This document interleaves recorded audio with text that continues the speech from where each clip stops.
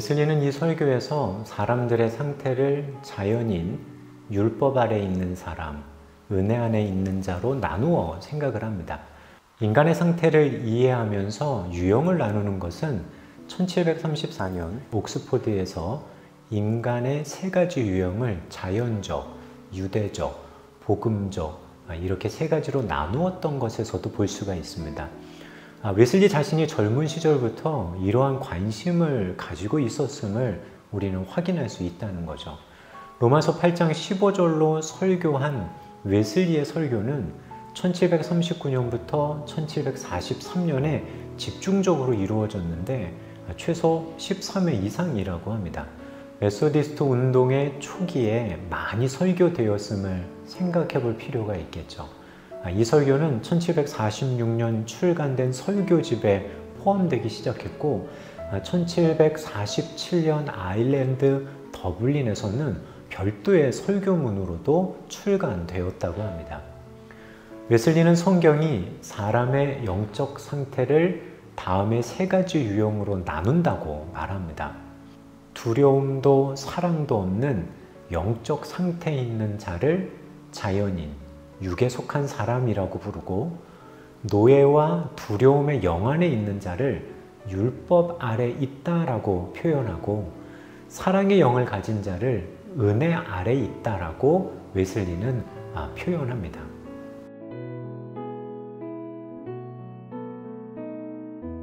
웨슬리 당시에 영국 안에 있던 그리스도인들 중에는 에피큐리안적 그리스도인들도 있었고요.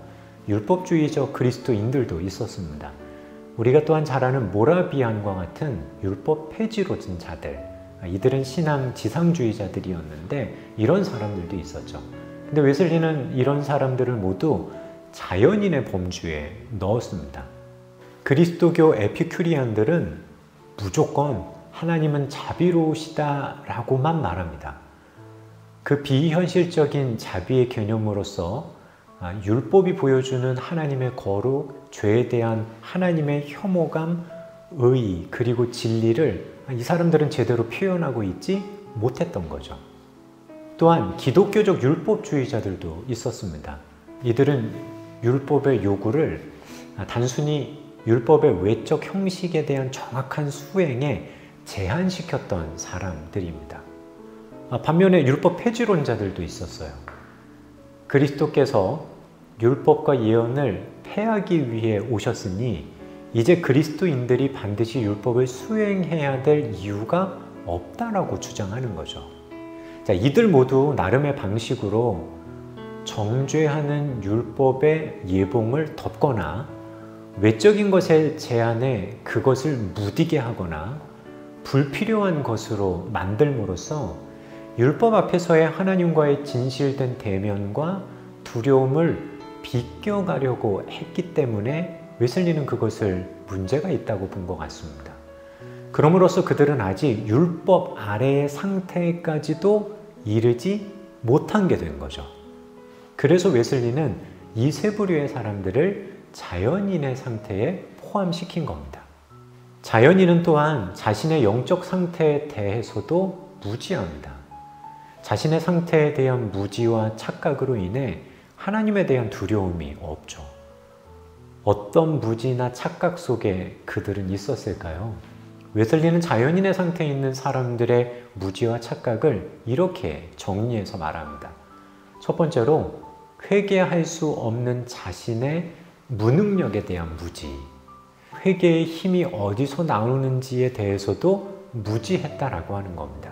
그러니까 자신이 죄의 문제를 해결할 수 있는 능력이 없음에 대해서 제대로 인식하거나 이해하고 있지 못하다라고 하는 겁니다. 두 번째로 자신의 도덕적 무능력에 대한 무지입니다. 주로 교양인들이 지닌 무지인데 그들은 인간이 도덕적 행위의 주체로서 온전한 이성적 기능, 의지의 자유, 그리고 의지를 자유롭게 실천할 수 있는 힘을 소유하고 있다고 그들은 보는 겁니다. 웨슬리는 근데 이러한 부분에 있어서 사람이 온전히 그럴 수 없다는 입장이고요.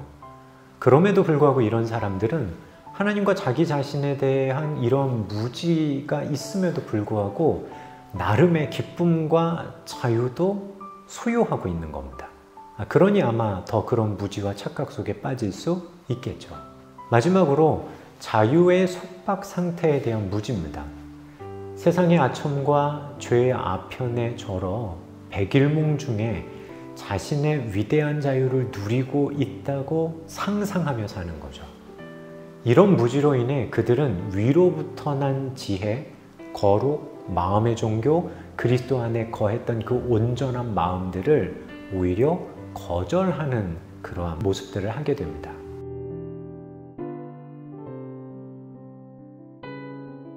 우리는 여기서 자연인이 어떻게 자신의 죄를 자각하여 비로소 율법 아래 놓이게 되는지, 그래서 회개하고 두려움을 주는 종의 영을 받게 되는지 그 과정을 생각해 봐야 합니다.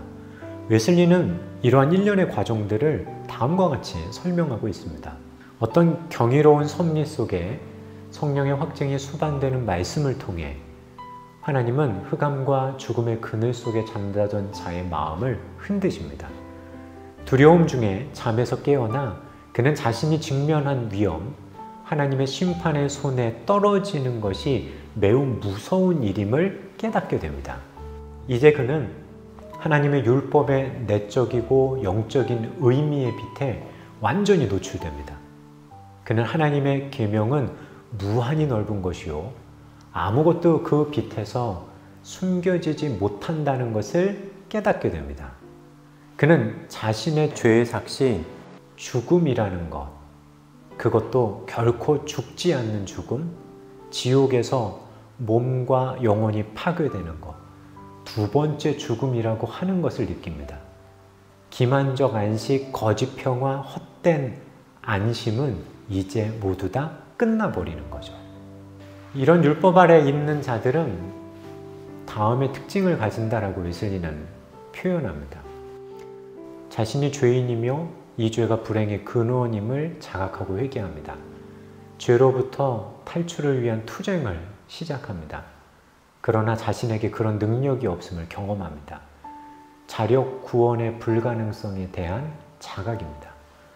회개하고 죄짓기를 반복하며 애만 쓰다가 결국 이 불쌍하고 무력한 죄인은 이렇게 말합니다.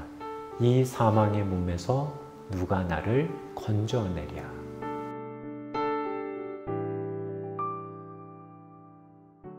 웨슬리는 은혜 아래 있는 자들이 두 가지 상태에 있다고 말합니다. 먼저 예수 그리스도의 대속의 사역, 칭의, 즉 죄책과 두려움으로부터의 자유, 이것과 관련해서 말을 합니다. 하나님 아버지의 은혜 호의를 입은 자, 바로 그들입니다. 우리가 그리스도의 언약의 피로 하나님과 화해되었다는 사실을 깨닫게 됩니다.